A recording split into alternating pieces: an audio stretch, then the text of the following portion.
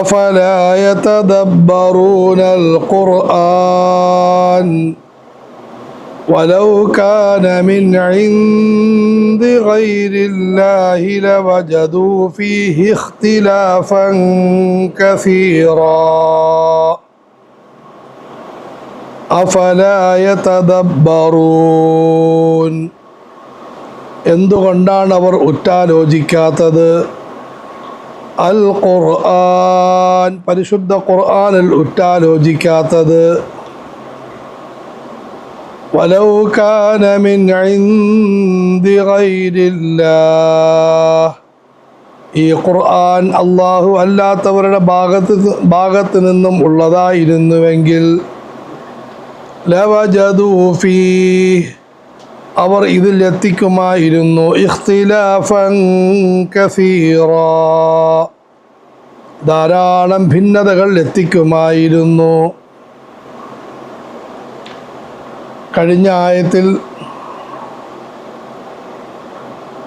റസൂലുള്ളാഹി സ്വല്ലല്ലാഹു അലൈഹി വസല്ലമയുടെ ഉപദേശങ്ങൾ കേട്ടിട്ടും റസൂലുള്ളാഹി സ്വല്ലല്ലാഹു അലൈഹി വസല്ലമയെ അനുസരിക്കൽ നിർബന്ധമാണെന്ന് അറിഞ്ഞിട്ടും അതിൽ കുഴപ്പം കാണിക്കുന്ന ആളുകളെക്കുറിച്ചാണ് പറയപ്പെട്ടത്. പരിശുദ്ധ ഖുർആനിൽ ആരുടെയെങ്കിലും കുറ്റങ്ങളും കുറവുകളും പറയുന്നത് അവരെ കളിയാക്കാനോ പരിഹസിക്കാനോ വേണ്ടിയല്ല. അത്തരം കുഴപ്പങ്ങൾ നമ്മളിലുണ്ടോ എന്ന് നോക്കാനും ഇല്ലെങ്കിൽ സൂക്ഷ്മത പുലർത്താനും ഉണ്ടെങ്കിൽ അത് ഒഴിവാക്കാനും അതുപോലെ തന്നെ ഈ ദുസ്വഭാവങ്ങളുള്ള അന്നത്തെ ആളുകൾ ഈ ദുസ്വഭാവത്തെ ഉപേക്ഷിക്കാനും വേണ്ടിയാണ്.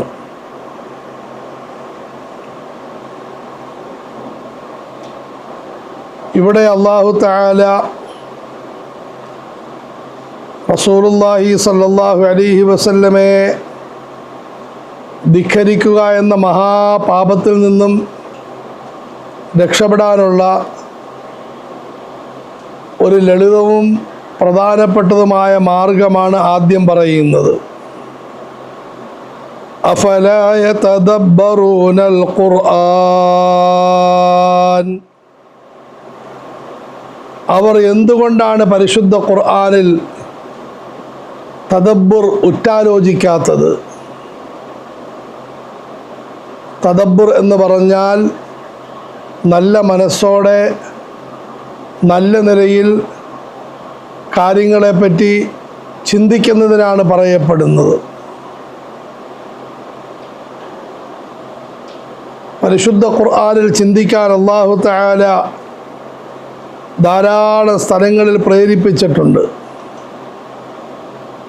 ഖുർആൻ ഷരീഫിൽ ചിന്തിക്കുന്നതിലൂടെ മനുഷ്യൻ്റെ സ്വഭാവത്തിൽ നല്ല പരിവർത്തനങ്ങൾ ഉണ്ടാകുന്നതാണ്. അഫലാ യതദബ്ബറൂനൽ ഖുർആൻ, മറ്റൊരു സ്ഥലത്ത് അല്ലാഹു പറയുന്നു അഫലാ യതദബ്ബറൂനൽ ഖുർആന അം അലാ ഖുലൂബിൻ അഖ്ഫാലുഹാ, ഈ ദുസ്വഭാവമുള്ളവർ, നന്ദി കെട്ടവർ എന്തുകൊണ്ടാണ് പരിശുദ്ധ ഖുർആനിൽ ഉറ്റാലോചിക്കാത്തത്? അതോ അവരുടെ മനസ്സുകളിൽ പൂട്ടുണ്ടോ? ഖുർആൻ ഷരീഫിൽ ശാന്തമായി ചിന്തിക്കുന്നതിലൂടെ ഒരു മനുഷ്യന് അവനെ തിരിച്ചറിയാൻ സാധിക്കും എന്നുള്ളതാണ് വലിയ പ്രത്യേകത. മഹാന്മാർ അങ്ങനെയാണ് ഖുർആൻ പാരായണം ചെയ്തിരുന്നത്. ഒരു മഹാൻ ഖുർആൻ ഷരീഫ് എടുത്തു, എന്നിട്ട് എന്നെപ്പറ്റി ഖുർആനിൽ പറയപ്പെട്ടിട്ടുണ്ട് എന്ന് പറഞ്ഞു. അതെന്താ താങ്കളെപ്പറ്റി പറഞ്ഞത്? അദ്ദേഹം സൂറത്തുൽ ബഖറയിലെ ആദ്യം തഖ്വയുള്ളവരെ പറ്റിയുള്ള ഭാഗം വായിച്ചു. എന്നിട്ട് വിലപിച്ചുകൊണ്ട് പറഞ്ഞു, ഇത് എന്നെപ്പറ്റിയാണ് പറയുന്നത്, എന്നിൽ ഈ പല മഹൽ ഗുണങ്ങളുമില്ല. അതിനുശേഷം നിഷേധികളെക്കുറിച്ചുള്ള ആയത്തോതി.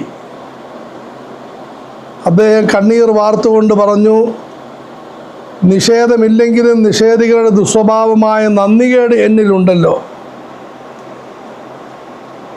ശേഷം കപടവിശ്വാസികളെ പറ്റിയുള്ള ഭാഗം പാരായണം ചെയ്തു. അദ്ദേഹം ശക്തമായി വിലപിച്ചുകൊണ്ട് പറഞ്ഞു, പടച്ചവനെ, മോശപ്പെട്ട വിശ്വാസങ്ങളും ഒന്നുമില്ലെങ്കിലും അത്തരം ആളുകളുടെ പല ദുസ്വഭാവങ്ങൾ, നുണ പറയുക, അസൂയ പുലർത്തുക, മറ്റുള്ളവരെ പരിഹസിക്കുക, തിന്മ ചെയ്ത് വ്യാഖ്യാനിക്കുക, ഈ ദുസ്വഭാവങ്ങളെല്ലാം എന്നിലുണ്ടല്ലോ. ഇങ്ങനെ നമ്മൾ പരിശുദ്ധ ഖുർആനിൽ ശരിയായ നിലയിൽ ചിന്തിച്ചു കഴിഞ്ഞാൽ നമ്മുടെ ജീവിതത്തെ നന്നാക്കാൻ പര്യാപ്തമായ ധാരാളം ഉപദേശങ്ങൾ നമുക്ക് ലഭിക്കുന്നതാണ്. അഫലാ യതദബ്ബറൂനൽ ഖുർആൻ, അവർ പരിശുദ്ധ ഖുർആനിൽ എന്തുകൊണ്ടാണ് ഉറ്റാലോചിക്കാത്തത്? ഖുർആൻ ശരീഫിൽ ചിന്തിക്കണം, ഖുർആനിനെ മനസ്സിലാക്കാൻ പരിശ്രമിക്കണം, ഖുർആനിൻ്റെ ഓരോ കാര്യങ്ങളും നമ്മുടെ ജീവിതവുമായി തട്ടിച്ചു നോക്കണം. ഖുർആനിൽ പ്രധാനമായും 4 കാര്യങ്ങളാണുള്ളത്. 1 കൽപ്പനകൾ, അതുണ്ടോ ഇല്ലേ എന്ന് നോക്കണം. 2 നിരോധനങ്ങൾ, അത് വർജിച്ചോ ഇല്ലേ എന്ന് ചിന്തിക്കണം. 3 സൽഗുണങ്ങൾ, അതുണ്ടോ എന്ന് നോക്കണം. 4 ദുർഗുണങ്ങൾ, അത് ഇല്ലല്ലോ എന്ന് നോക്കണം. പിന്നെ ഖുർആനിൽ ധാരാളം സംഭവങ്ങൾ, ചരിത്രങ്ങൾ പറയുന്നുണ്ട്. അതിലാകട്ടെ നിരവധി പാഠങ്ങൾ അടങ്ങിക്കിടപ്പുണ്ട്.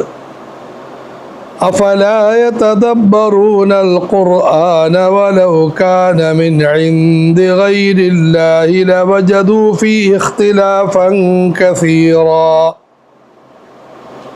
അടുത്തതായി ഖുർആനിൻ്റെ മഹത്വം പറയുന്നു. പരിശുദ്ധ ഖുർആൻ അള്ളാഹുവിൻ്റെ ഗ്രന്ഥമാണ്. അല്ലാഹുവല്ലാത്ത ആരുടെയെങ്കിലും ഭാഗത്തു നിന്നുമുള്ളതായിരുന്നുവെങ്കിൽ അവർ ഖുർആനിൽ ധാരാളം വൈരുദ്ധ്യങ്ങൾ കാണുമായിരുന്നു. ഖുർആനിൽ യാതൊരു വൈരുദ്ധ്യവുമില്ല. അതിൻ്റെ ഘടനയിൽ ഒരു വൈരുദ്ധ്യമില്ല, പാരായണത്തിൽ ഒരു വൈരുദ്ധ്യമില്ല. ആലി ഇമ്രാൻ സൂറത്തിൻ്റെ ഓരോ ആയത്തുകളുടെയും അവസാനം ഊൻ ഊൻ ഈൻ എന്ന് പറഞ്ഞുകൊണ്ടാണ്. തൊട്ടടുത്ത് സൂറത്ത് നിസായിൻ്റെ മുഴുവൻ ആയത്തുകളുടെ അവസാനം ആ ആ എന്ന് പറഞ്ഞുകൊണ്ടാണ്. റമദാൻ മാസത്തിൽ സൂറത്ത് ആലി ഇമ്രാൻ കഴിഞ്ഞ് സൂറത്ത് നിസായിലേക്ക് പ്രവേശിക്കുന്നു. യാതൊരു വ്യത്യാസവും അനുഭവപ്പെടാറില്ല. അതും രസകരം, ഇതും രസകരം.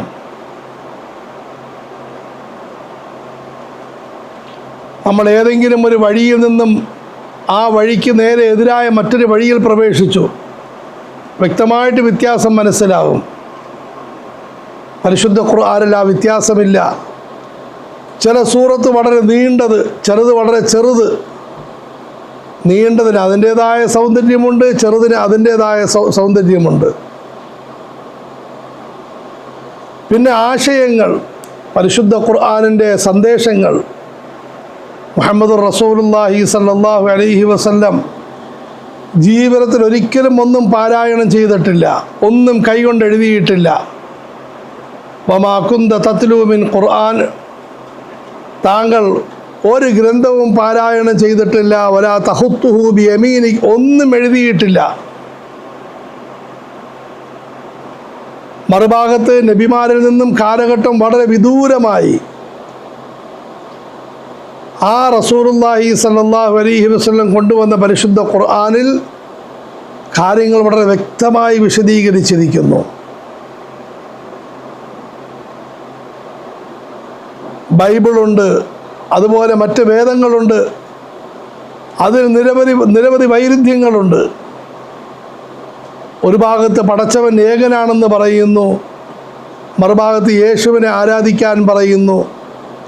പരിശുദ്ധ ഖുർആൻ ആ സംഭവത്തിൻ്റെ യാഥാർത്ഥ്യം വളരെ വ്യക്തമായ നിലയിൽ വിവരിക്കുന്നു. മഹാനായ ഈസാ നബി അലൈഹിസ്സലാം ദൈവമല്ല, ഒരു സാധാരണ മനുഷ്യനല്ല, ദൈവപുത്രനല്ല, വ്യഭിചാര സന്താനവുമല്ല, മറിച്ച് മഹാനായൊരു നബിയാണ്, വലിയൊരു വ്യക്തിത്വമാണ് ഖുർആൻ വിശദീകരിക്കുന്നു. മുഴുവൻ നബിമാരുടെയും അതുപോലെ തന്നെ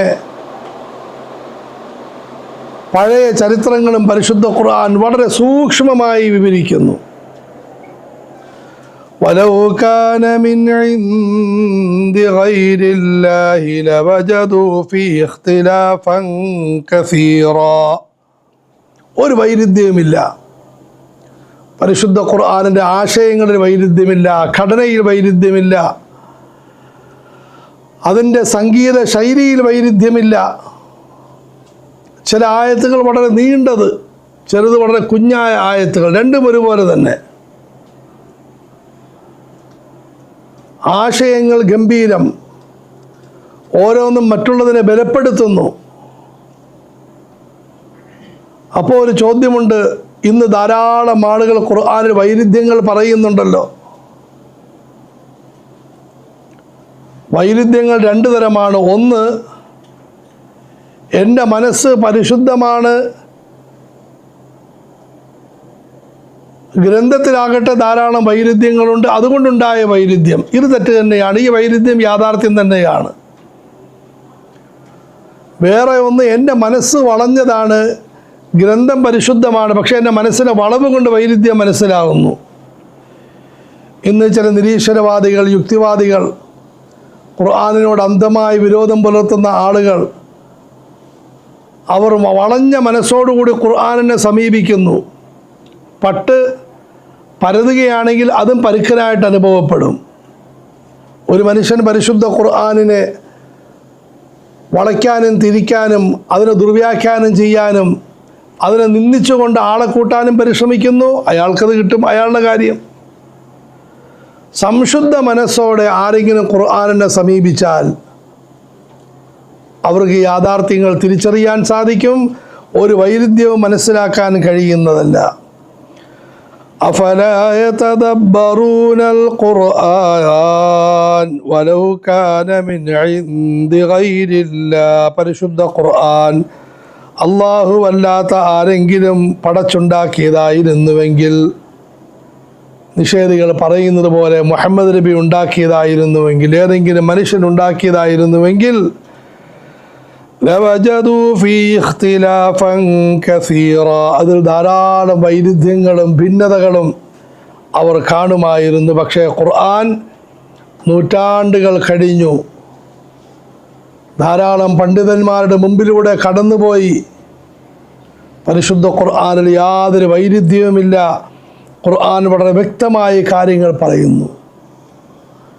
ഇനി ആർക്കെങ്കിലും വൈരുദ്ധ്യം കണ്ടെത്താൻ സാധിച്ചാൽ അവർ കാര്യങ്ങൾ മനസ്സിലാക്കിയ പണ്ഡിതന്മാരെ സമീപിച്ചു കഴിഞ്ഞാൽ അവർ കാര്യം വിശദീകരിച്ചു തരും. അവർക്ക് ആ സംശയം മാറിക്കിട്ടും. അതുകൊണ്ട് തന്നെ റസൂലുള്ളാഹി സ്വല്ലല്ലാഹു അലൈഹി വസല്ലം മരളുന്നു, അറിവില്ലാതെ ഖുർആനിൽ ചർച്ച ചെയ്യുകയും അതിൽ ഭിന്നിക്കുകയും വഴക്കുണ്ടാക്കുകയും ചെയ്യരുത്. അതിലൂടെ വഴികേട് വർദ്ധിക്കുന്നതാണ്. പണ്ഡിതന്മാരെ സമീപിക്കണം, അവർ കാര്യം പറഞ്ഞ് മനസ്സിലാക്കി തരും. വലൗ കാന മിൻ ഇൻദി ഗൈരില്ലാഹി ലവജദൂ ഫീ ഇഖ്തിലാഫൻ കസീറാ. അള്ളാഹു ഖുർആനിൻ്റെ മഹത്വം മനസ്സിലാക്കാൻ തൗഫീഖ് നൽകുമാറാകട്ടെ.